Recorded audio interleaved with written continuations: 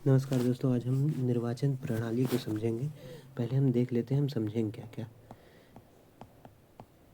निर्वाचन प्रणाली, इसमें हम लोग आज देखेंगे इसके अर्थ को समझेंगे, इसके स्वरूप को समझेंगे और स्वरूप में ही इसके 3 स्वरूप हैं, उनको हम देखेंगे। और पहला तो है कि निर्वाचकों की शर्त। ये स्वरूप के अंतर्गत ही आएगा और इसी को और विस्तार से पढ़ेंगे तो इसलिए ज़्यादा लंबा हो जाएगा, तो इसलिए मैं इसको अलग से एक टॉपिक निर्वाचक शर्त, उम्मीदवार शर्त और इसके अलावा स्थान वितरण, मतलब सीट वितरण प्रणाली है, स्थान वितरण प्रणाली, कुछ भी बोल सकते हैं। तो इसको अर्थ को हम 2 रूपों में हम समझ सकते हैं। पहला तो संकुचित, जो कि पहले माना जाता था कि ये संकुचित स्वरूप इसका केवल लिया जाता था, और एक है क्या, व्यापक। संक्षेप में हम इसको समझते हैं। संकुचित क्या है? संकुचित में केवल इसे एक ऐसी प्रणाली मान लिया गया है जो क्या करती है, मतों के आधार पर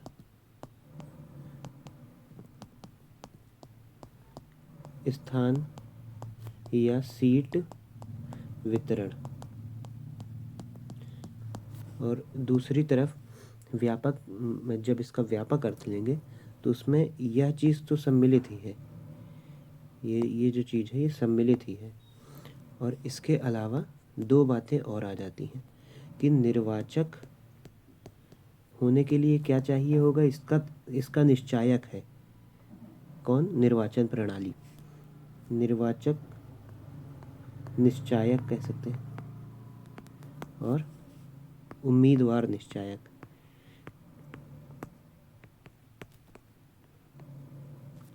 तो ये दोनों बातें भी आ जाती हैं। मतलब कौन निर्वाचक होंगे, कौन उम्मीदवार होंगे, इसका भी निश्चय कौन करती है? निर्वाचन प्रणाली करती है। यहीं से हम इसके स्वरूप को समझ लेते हैं। स्वरूप में 3 बातें आ जाएंगी। पहले यहाँ पे उल्लेख उसका कर ही दिया गया है कि निर्वाचक शर्त, उम्मीदवार की शर्त और स्थान वितरण कैसे किया जाएगा, इसका भी निर्धारण। इसके स्वरूप, तो इसके 3 स्वरूप होते हैं।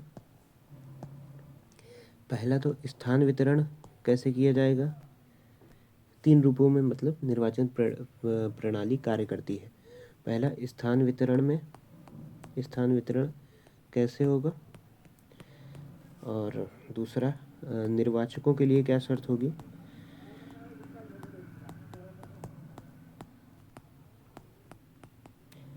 और तीसरा हो जाएगा जो उम्मीदवार होंगे उनके लिए क्या शर्त होगी, उम्मीदवारों के लिए शर्त। ये इसका स्वरूप हो गया। तो शर्त का निश्चायक कह सकते हैं।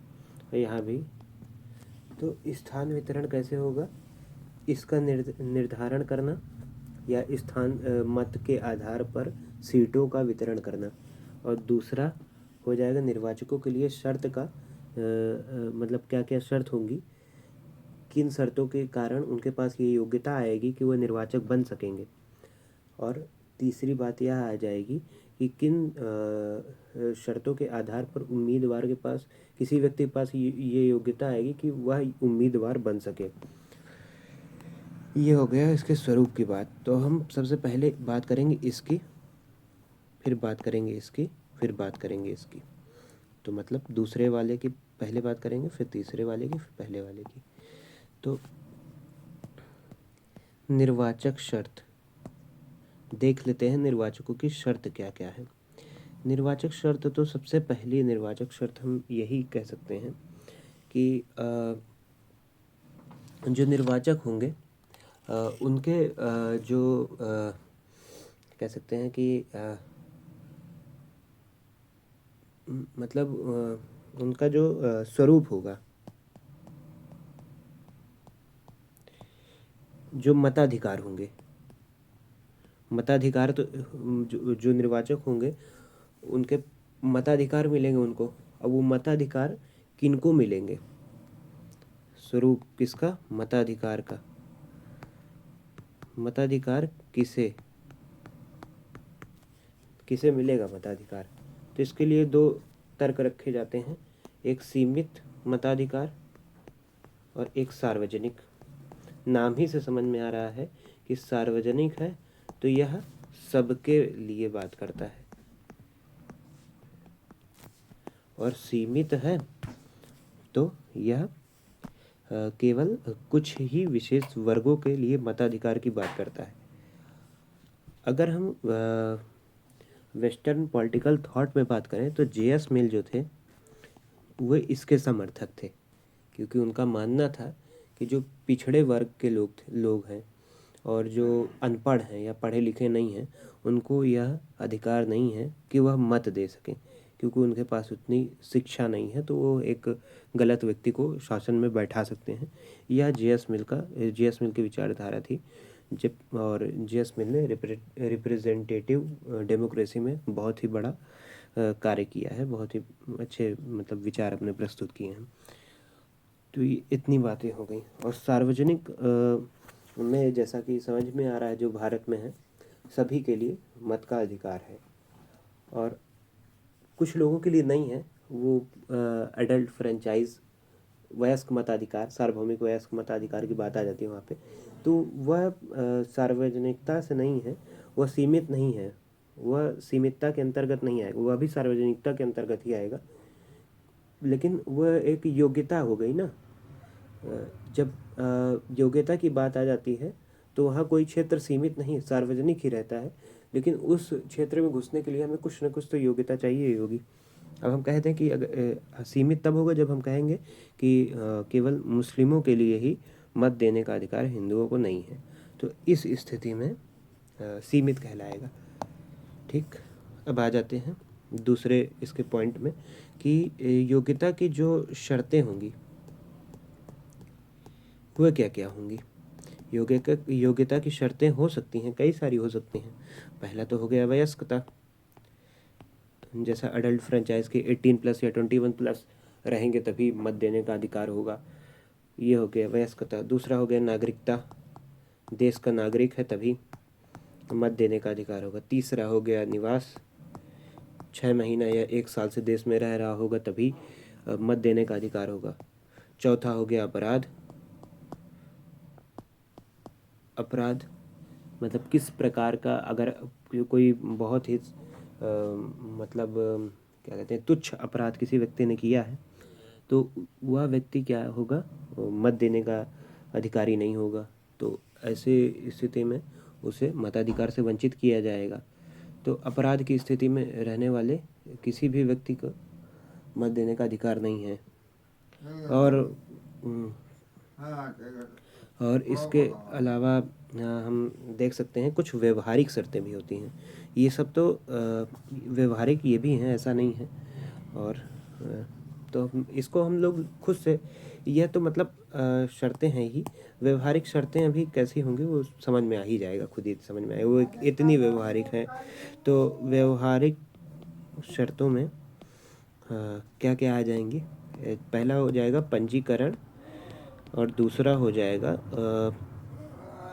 मतलब जो मतदान केंद्र हैं वहाँ पर व्यक्ति का नाम है या नहीं, तो हम कह सकते हैं इसको निश्चित मतदान केंद्र कह सकते हैं। निश्चित मतदान केंद्र। तो पंजीकरण में क्या है कि मतदाता सूची आ जाती है, तो मतदाता सूची में अगर नाम ही नहीं है तो फिर क्या हो सकता है, तो ऐसी स्थिति में मत देने का अधिकार ही नहीं होगा। तो ये एक व्यवहारिक शर्त हो गई ना, कि मतलब नाम ही नहीं है तो कैसे, तो ये एक व्यवहारिक बात है, इसलिए इसको व्यवहारिक शर्तों के अंतर्गत रखा गया है। और दूसरी बात है कि अगर निश्चित मतदान केंद्र होते हैं सभी के, जैसे एक व्यक्ति है वह दिल्ली में रह रहा है तो दिल्ली में उसका मतदान केंद्र है, तो वह दिल्ली में जाके ही अपना वोट दे सकता है, और दिल्ली के मतदान केंद्र में ही उसका नाम होगा, तो इस कारण से वह दिल्ली में मतदान देगा, वो प्रयागराज में दे नहीं पाएगा मत। तो ये है, निश्चित मतदान केंद्र में नाम होना चाहिए, पंजीकरण होना चाहिए मतदाता सूची में, और उसके अतिरिक्त उसकी योग्यता, वयस्कता, नागरिकता, निवास, अपराध इस आधार पर तय की जाती है। और योग्यता कभी जातिगत या धर्मगत या सांप्रदायगत नहीं होती है। अगर ऐसी योग्यता है तो वह मताधिकार, सीमित मताधिकार के अंतर्गत आ जाएगा। इतनी बात हो गई। अब हम आ जाते हैं कि उम्मीदवारों के लिए क्या क्या शर्तें हैं। उम्मीदवारों के लिए जो जो शर्तें हैं उनको अब देखते हैं। उम्मीदवार के लिए तो शर्तें, पहली बात ये है कि मताधिकार के लिए क्यों शर्तें रखी जाती हैं। मताधिकार के लिए इसलिए शर्तें रखी जाती हैं कि हम अधिक से अधिक लोगों के हितों को आच्छादित कर लें, क्योंकि यह जितनी भी निर्वाचन प्रणाली है यह सीधी सी बात है कि लोकतंत्र के लिए ही बनाई गई है। यह एक इसका सीधा सा एक लक्ष्य है कि या मतलब कहे सीधी सी अनिवार्यता है कि लोकतंत्र है तो निर्वाचन प्रणाली है। अगर लोकतंत्र नहीं है तो निर्वाचन प्रणाली नहीं है, क्योंकि जब लोकतंत्र में लोगों की इच्छा है लोग ही निर्वाचन करेंगे ना, उसके अतिरिक्त तो कोई करेगा नहीं।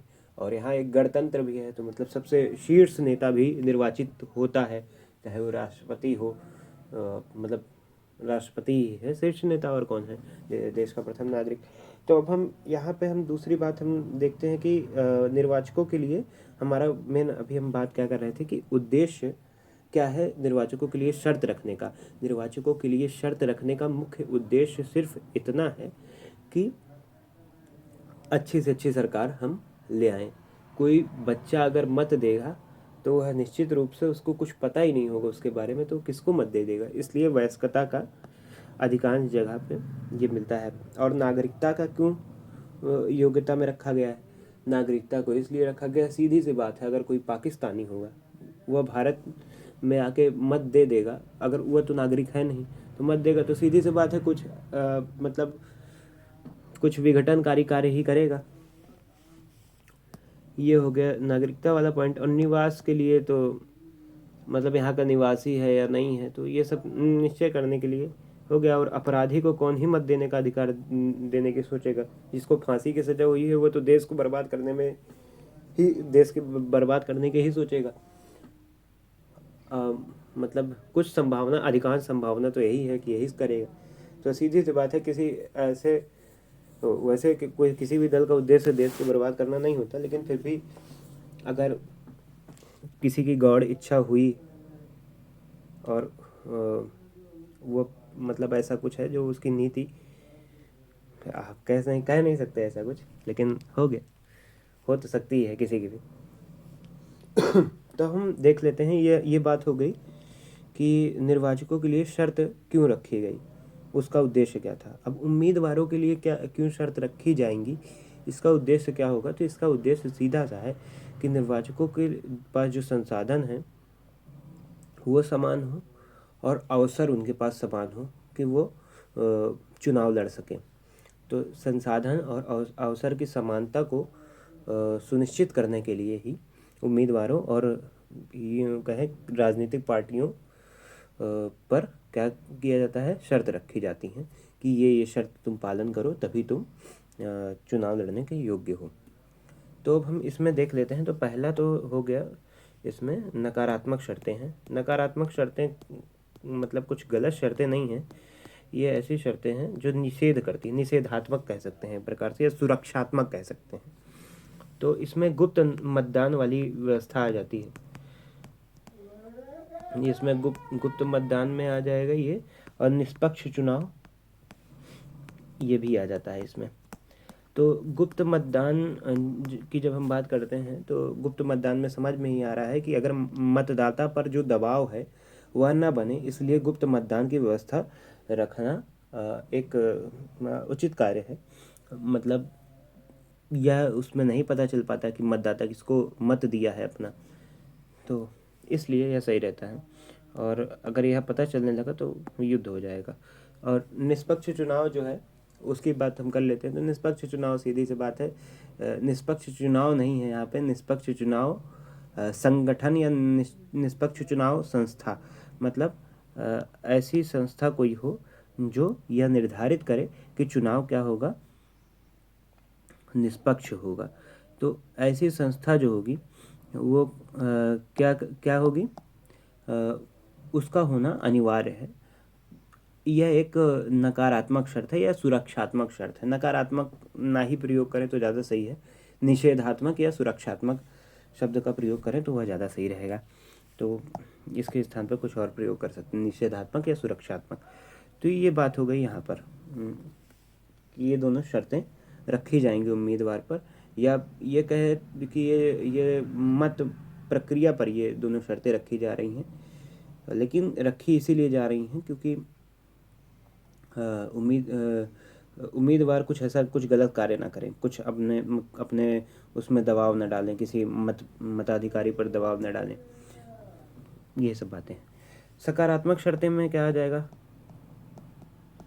अब इसको समझ लेते हैं। सकारात्मक शर्तों में क्या क्या आ जाएगा कि चुनाव खर्च सीमा जो होगी, चुनाव खर्च सीमा ये इसका तय करना, और इसके अलावा जो सरकारी सहायता होगी वो देना। तो चुनाव खर्च सीमा में हम देख सकते हैं कि दो पार्टियां हैं, दो उम्मीदवार खड़े हैं, एक के पास अधिक पैसा है, एक के पास कम है। तो सीधी सी बात है, जिसके पास अधिक पैसा होगा वह कोशिश करेगा कि जनता को लालच दे, और जनता को लालच देगा तो जनता को धन देगा तो जनता उसको चुन लेगी, और ये धन नहीं दे पाएगा तो इसको जनता चुनेगी नहीं, इसको धुन देगी। तो ये बात हो गई यहाँ पर।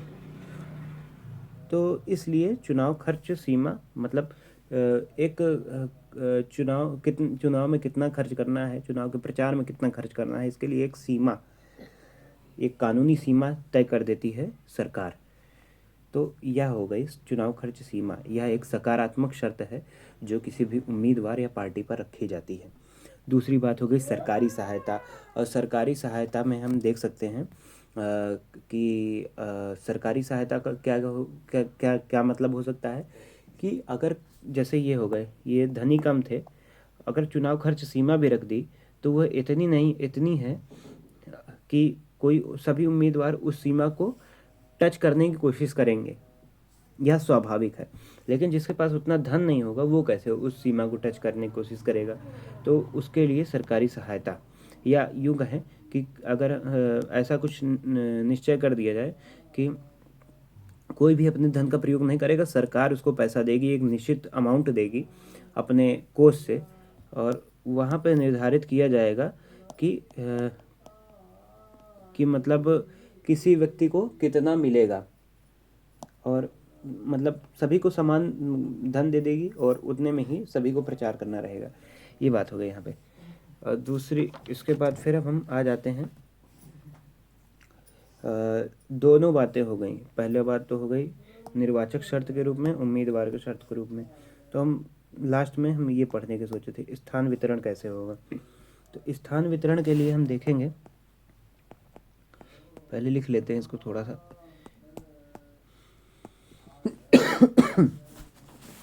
स्थान वितरण के लिए मतलब स्थान वितरण कैसे करते हैं, निर्वाचन प्रणाली में स्थान वितरण किस प्रकार से होता है, यह इसके अंतर्गत समझेंगे।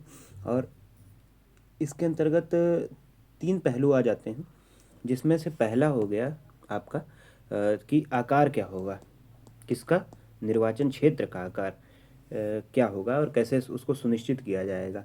दूसरी बात यह हो गई कि प्रकार क्या होगा, निर्वाचन क्षेत्र का प्रकार क्या होगा। तीसरी बात क्या ये हो गई कि निर्वाचन प्रणाली जो है उसका प्रकार क्या होगा, निर्वाचन प्रणाली। यह एक बहुत ही बड़ा टॉपिक है ये वाला, तो इसको हम अगले लेक्चर में देखने की कोशिश करेंगे। अभी फ़िलहाल इन्हीं दोनों को समझने की कोशिश करते हैं। तो आकार कैसे सुनिश्चित करेंगे, आकार के लिए क्या कहते हैं, दो वेरिएबल रखे जाएंगे। पहला जनसंख्या, मतलब रखी जाती है सामान्यतः, रखे नहीं जाएंगे, रखने का तो बहुत परिवर्त रख सकते हैं हम, कुछ भी रख सकते हैं। और विविधता,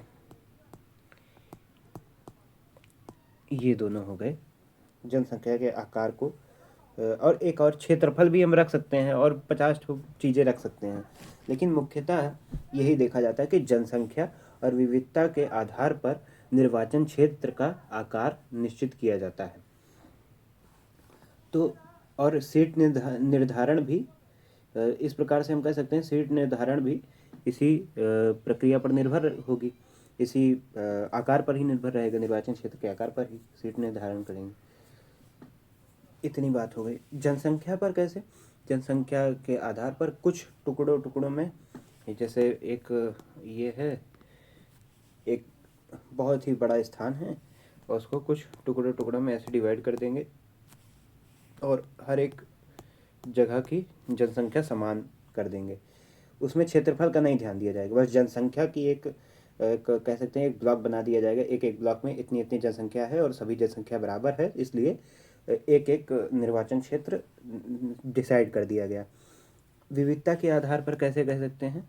विविधता के आधार पर हम देख सकते हैं, अगर जैसे जो निर्वाचन क्षेत्र है उसमें जैसे SC/ST हो गए, तो SC/ST को रखना या OBC को रखना, या जनरल को तो नहीं रखा जाएगा, EWS को मान लो रखना, तो यह हो गया। मतलब कहीं EWS की संख्या बहुत ज़्यादा है और जनरल के भी है, तो वहाँ पे जनसंख्या तो हम देखेंगे कि EWS वाले तो बहुत पिछड़े हैं, उनके पास तो इतना कुछ धन नहीं है, तो वो क्या करेंगे, वो सीधी सी बात है, वहाँ यहाँ पर इसका प्रभुत्व ज़्यादा रहेगा। किसका? जनरल का। EWS वाले या SC/ST वालों का नहीं होगा, या OBC वालों का नहीं होगा। तो इस कारण से यहाँ पर किसको मिलेगा? यहाँ पर सीधी सी बात है, इसके जीतने के ज़्यादा आसार होंगे, इसलिए इनको कुछ आरक्षण दे दिया जाता है। इनको आरक्षण इसलिए दिया जाता है क्योंकि ये बहुल क्षेत्र है, मतलब EWS SC/ST OBC बहुल क्षेत्र है, जनरल बहुल क्षेत्र ये है नहीं। इसलिए हम जनरल तो हम जब हम लोकतंत्र की बात करते हैं तो यहाँ पे बहुमत की सरकार होती है और अल्पसंख्यकों के उसको भी ध्यान में रखा जाता है। तो बहुमत की सरकार तो होनी ही चाहिए ना, तो बहुमत तो यहाँ पर EWS SC/ST वाले होंगे अधिक, मतलब एक प्रोबेबिलिटी है कि ये ऐसा ही होगा, तो इसकी बहुत ही अधिक प्रायिकता है कि बहुत अधिक संभावना है कि EWS SC/ST OBC की सरकार बनेगी। यहाँ पर जनरल की नहीं बनेगी अगर लोकतंत्र है तो, लेकिन अगर लोकतंत्र नहीं है और धनिक तंत्र है तो वहाँ पे धन के आधार पर जनरल की सरकार बन जाएगी। तो इस कारण से इन लोग को आरक्षण प्रदान किया गया, जिससे ये मतलब राजनीतिक धारा में आ सके। ये हो गई इसकी बात। अब भारत में क्या है? भारत में जनसंख्या के आधार पर है ही, और दूसरा विविधता के आधार पर भी है, क्योंकि यहाँ पर भी SC/ST और SC/ST बस, हाँ, SC/ST को वो मिला है, क्या कहते हैं, आरक्षण मिला है चुनाव में, मतलब चुनाव क्या लोकसभा सीटों में या फिर अन्य जगह। तो ये हो गया। और दूसरा प्रकार हो गया। प्रकार में क्या क्या आ जाएगा? प्रकार में आ जाएगा तुम्हारा क्या कहते हैं, SMC हो गया एक, और एक हो गया MMC। SMC का क्या मतलब है? Single member constituency. MMC का मतलब multi member constituency. Single member मतलब एक सदस्यीय निर्वाचन क्षेत्र, और इसका बहुसदस्यीय निर्वाचन क्षेत्र। तो एक सदस्यीय निर्वाचन क्षेत्र का मतलब क्या है? वही बात है कि जनसंख्या के आधार पर क्षेत्रफल को डिवाइड कर देना और फिर उसमें एक एक सदस्य को निर्धारित कर देना कि चुनाव एक एक सदस्य वहाँ से एक एक सदस्य एक एक जनसंख्या के क्षेत्र का प्रतिनिधित्व करेगा, यह वहाँ सुनिश्चित किया जाता है। मतलब एक देश है, वहाँ पे ऐसे उसको क्षेत्रों में बांट दिया गया है और जनसंख्या के आधार पर, और इसके बाद फिर यहाँ पर एक उम्मीदवार जो है एक क्षेत्र का प्रतिनिधित्व कर रहा है, एक उम्मीदवार एक क्षेत्र का प्रतिनिधित्व कर रहा है, एक उम्मीदवार इज इक्वल टू एक क्षेत्र। तो एक क्षेत्र का प्रतिनिधित्व तो करेगा एसएमसी में, मतलब सिंगल मेंबर कॉन्स्टिट्यूएंसी में। यह भारत में दिखती है, सीधी सी बात है। लेकिन 1961 के पहले एमएमसी थी। भारत में एमएमसी भी है, उसको भी समझेंगे। पहले हम समझ लेते हैं एमएमसी है क्या। एमएमसी क्या है कि जैसे ऐसे डिवाइड किया गया, अब इसमें क्या है कि दो लोग हैं वो प्रतिनिधित्व कर रहे हैं, या 4 लोग हैं, 4 लोग प्रतिनिधित्व कर रहे हैं एक क्षेत्र का, तो इसे हम एमएमसी कहेंगे। एमएमसी हम देख सकते हैं Israel, Netherlands, Brazil, Sweden, Singapore. Singapore में एक group representation constituency GRC, GRC ये हमको देखने को मिलता है सिंगापुर में। तो नाम ही से पता चला है ग्रुप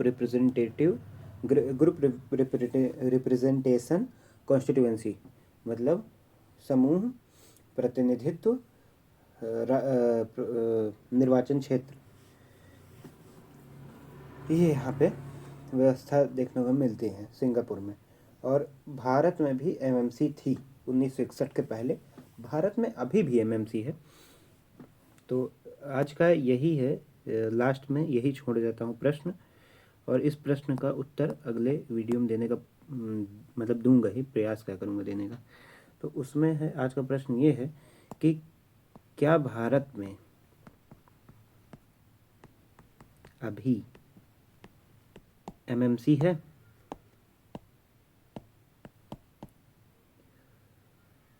हाँ या नहीं, और अगर है तो कहाँ है।